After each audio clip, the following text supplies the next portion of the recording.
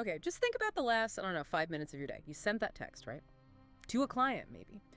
And you carefully stripped out any real feeling, practiced sounding kind of effortless, confident, or maybe you just updated your profile somewhere online, performing visionary leader. We've all done it. Or picture this.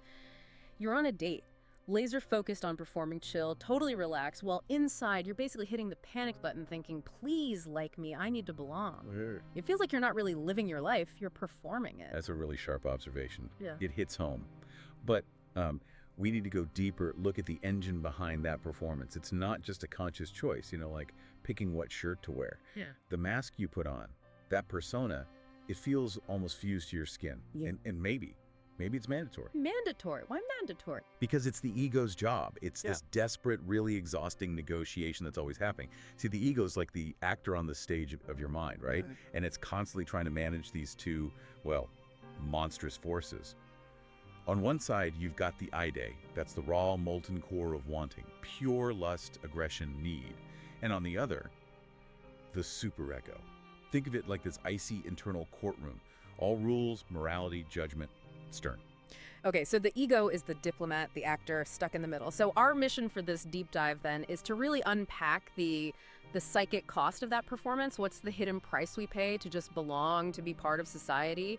What are we burying deep down, and where does all that repressed energy inevitably, burst out? Exactly. We need to get our heads around this fundamental Freudian idea, this paradox. The mask isn't just a lie, it's the price of admission. It's your ticket into the club of civilization. Wow, okay. That right there challenges basically the entire modern self-help world, doesn't it? Everything telling you to be authentic, find your true self, just be real. Why can't we just take off the mask and be real like the market keeps telling us to? Because civilization isn't built on everyone just, being freely themselves. It's built on sacrifice. It's built on the burial of instinct. We collectively had to give up our wildness, our raw aggression, our unfiltered desires, our envy. We had to lock that away to live together, behind walls, under laws. So the mask isn't some deception you choose. It's more like the currency you need to belong. And we learned this super early, brutally early maybe. You see the pure Yvonne, right, the toddler grabbing whatever it wants, screaming if denied. Total impulse. But then contrast that with, say, a 7-year-old. They've started to internalize the rules. They swallow their tears, force a smile for that family photo they absolutely hate. Precisely. The ego learns its first big lesson, maybe the most crucial one. Play the good child. Performance literally becomes survival. Because being wild, being too honest about your messy feelings, that risks abandonment. And for a child totally dependent, abandonment feels like death. So the performance, it gets hardwired in for self-preservation. Okay, let's fast forward. Bring that simmering rage, that inner volcano, into the adult world, the workplace. That moment, it's searing. When your boss just takes credit for your brilliant idea, right in front of everyone. You feel that knot tighten in your stomach, the heat rising. I mean, I hate to admit it, but I've felt something like an ulcer forming in real time in moments like that. But outwardly, you perform calm. You might even say great synthesis. The mask of the professional is stitched on tight. And that rage, it can't just evaporate. It has to go somewhere. Physics of the psyche, almost. The idea is screaming for violence, basically. But the superego slams the gavel down, forbidden. So the ego, the negotiator, finds a compromise. You don't punch your boss, obviously, but you displace that energy. Maybe later you scream into a pillow. Maybe you have a few too many drinks that night. Or maybe you just numb out, doom scrolling for hours looking for any low-grade distraction. Okay, but hold on. Calling it translation, isn't that just a fancy way to justify, lying? If I'm smiling at my boss while secretly wanting to flip the table, I'm just being manipulative, right? Necessary or not. Manipulation is simply the ego's toolkit. It's a skill set, you could say. It's the necessary translation of an unacceptable truth, I feel rage towards you, into social currency. I am calm and professional. You're not just lying to your boss in that moment. You're kind of lying to the superego of civilization itself. You're performing to ensure you remain a functional, accepted part of the system. The mask takes the raw, messy truth, I want to dominate you, or I feel threatened by you, and reframes it, renders it acceptable. I am a cooperative team player. It's a survival mechanism in the social jungle. And this whole machinery, it isn't just inside your head that's crucial. Civilization doesn't just passively wait for you to pick a mask off the rack. Oh no, it actively manufactures them. And then it pressures you, sometimes shames you, into buying and wearing the right one. It designs the uniforms for social life. Okay, give me some examples. How does this collective manufacturing work? How does it shape us? Well, think about school. From day one, it teaches you, don't be too loud, don't be too much, control your emotions, fit in. Then there's capitalism. It relentlessly tells you your worth is your output, your productivity. So you perform productivity constantly, even when you're exhausted. But social media, oh, that's maybe the ultimate expression. It's like the superego made visible, amplified with a billion eyes watching. Yeah. It doesn't just ask you to perform, it forces you to internalize an ideal spectator. You start policing your own thoughts, curating your life for this imagined audience, for the version of you they want to see. Wow. Yeah, that explains the constant low-level exhaustion so many people feel. So if everything we feel deep down is charged with these core drives, you mentioned Eros, the drive for life, connection, love, and Thanatos, the death drive, aggression, destruction. If that's the raw fuel, how does culture even handle that kind of power? It sounds terrifying. Culture is terrified of raw Eros and Thanatos. Yeah, absolutely. So what does it do? It sanitizes them, domesticates them. Take Eros. Raw lust, that intense erotic charge, it gets repackaged as safe, manageable romance or maybe chemistry. Obsession, the kind that consumes you, they get spun into a beautiful destiny narrative, soulmates.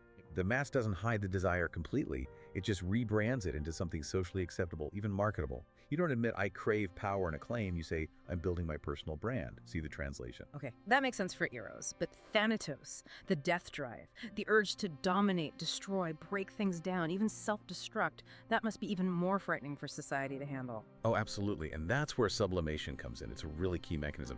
Thanatos is channeled into forms that are not just acceptable, but sometimes even seen as heroic or necessary. Sublimation. It's maybe more insidious than simple repression. It doesn't just bury the energy, it redirects it. It takes that unacceptable, aggressive, destructive energy and channels it into something culture labels noble or productive or useful. Yeah. It basically takes your inner wildness and puts it to work for the system. It domesticates That it. sounds incredibly cynical. Are you saying there's no such thing as genuine moral outrage? Or altruism? Or just simple ambition? Is every desire to, say, fix the world or build something great just repressed aggression wearing a fancy hat? I'm saying that very little raw energy in its pure form can survive the processing plant of civilization. We have to look at how institutions absorb and repurpose that primal energy. Take war, for instance. You're absolutely forbidden from killing your neighbor over a parking spot. Yet, your personal aggression, your desire for dominance, maybe even your Thanatos drive, it gets transformed. It becomes patriotism, defending freedom, heroism. It's given a flag, a uniform, maybe a medal. The energy is channeled. Or think about capitalism, that inherent greed, the ruthless desire to crush your rivals that gets sublimated. It's repackaged as ambition, disruption, innovation, achieving quarterly growth. So the death drive isn't really suppressed, it's just given a business suit and a corner office, or a uniform and a mission. And even, the urge towards social justice or calling people out, that can fit too, can it? The desire for personal vengeance, maybe, or punishing someone who slighted you, that gets transformed into seeking justice or cancellation or holding people accountable. And then it's amplified, given this huge power through virality online. Exactly. Sublimation makes your pain profitable. It makes your wildness productive for this system. Think about it. You turn your childhood trauma into a best-selling memoir or a viral TED Talk. You turn your relentless rage into a disruptive startup that crushes the competition. You feel like you've healed or overcome. But from this perspective, the deeper you sublimate, the further you might be drifting from any real contact with those raw instincts. You risk becoming, a monument to your own repression. A beautifully curated tune where your instincts are buried under layers of success and acceptability. That's a very dark picture. Does success in our world then just mean becoming the most perfected mask, the most efficient vessel for channeling that redirected id energy? In a deep, maybe unsettling Freudian sense, often it does. The highly successful entrepreneur, the seemingly perfect spouse, the celebrated artist, the inspiring activist, they are often masters of performance. They inhabit incredibly powerful, well-written roles. And the potential tragedy is that the more perfectly you inhabit that role, the more you, the unmediated self, might disappear beneath those accumulated layers, lost in the costume. Okay, so if the mask is necessary, if civilization literally depends on it, what's the goal then? Because modern therapy, a lot of pop psychology talks about integration, finding the true self, becoming whole. Is that even possible in this framework you're laying out? The true self. This is where we have to be really brutal, analytically speaking. The concept of a single, stable, true self waiting underneath all the layers. It might be a comforting illusion, maybe even a harmful one. The self, from this view, isn't a solid core. It's more like a chorus, a cacophony of internalized voices, your mother's expectations, your boss's demands, society's rules, the algorithm's nudges. They all live inside you. There's no quiet green room backstage where the real you is just chilling out. It's all performance, all the way down. So the whole quest for authenticity, finding my spiritual self, my sovereign self, that's just me reaching for another mask, maybe the more fashionable one. Often, yes. It's frequently a mask that's still written by culture, maybe even market tested by algorithms to feel authentic. The goal, therefore, can't realistically be to become whole or find that mythical true self. That's a fantasy, perhaps a profitable one for those selling it. The goal might be something much harder: to become conscious of the fracture, to be aware of the split, to know, for instance, that when you post that happy family photo, you are performing happy family while also maybe grieving lost freedom or feeling stressed or whatever else is really going on. It's holding both realities. But that awareness, isn't that just agony? Knowing you're performing doesn't free you from having to perform, right? It just makes you hyper aware of the gap, of the performance you still have to maintain to survive socially or professionally. That sounds exhausting in a different way. Awareness doesn't magically dissolve the demands of society. No, it doesn't set you free in that sense. But here's the final twist, maybe the most important paradox we need to wrestle with. What if the desire to take off the mask, that intense longing for authenticity, is itself the most deeply conditioned, culturally approved desire of all? Think about it. Who profits when you embark on that endless aching quest for your true self? Well, clearly the self-help industry, the coaches, the therapists, the brands selling wellness and liberation. Exactly. And the system itself profits immensely, as long as you believe the mask can be removed. If only you meditate harder, heal deeper, buy the right product, find the right guru, you'll never fundamentally question the civilization that made the mask necessary in the first place. You just keep digging, trying on new masks labeled authentic, performing healing, and meanwhile, civilization hums along smoothly, its foundations undisturbed, assured your potentially disruptive energies are safely channeled into self-improvement. Okay, wow. So if we can't actually take off the mask, and the whole idea of a true self underneath is a kind of illusion, what's left? What's a radical action? What should you, the listener, do with this rather bleak understanding? The only truly radical act remaining might be witnessing. Conscious awareness. Stop asking, who am I really underneath all this? That might be the wrong question. Instead, ask, what primal need, what vulnerability, what desire am I protecting by wearing this specific mask in this specific situation? And crucially, who profits when I play this particular role convincingly? The goal isn't to find your face, it's to stop believing the mask is your face. So it's not about removal, it's about conscious application, understanding the tool even as you're forced to use it, finding that space, that silence beneath the role you're playing. Yes, precisely. The mask is permanent because civilization, as we know it, requires it. You have to wear it to function, to belong. But you can stop identifying with it. You can stop believing you are at a performance. And in that tiny sliver of space, that gap between the role you're playing and your awareness that you're playing it, something else can exist. Not freedom in some simple sense, but maybe unmediated presence. A flicker of the wildness that hasn't been fully processed or performed. That awareness then, that's the key, that's the difference maker. It doesn't necessarily set you free, not in the way we usually imagine freedom, but it does make you dangerous.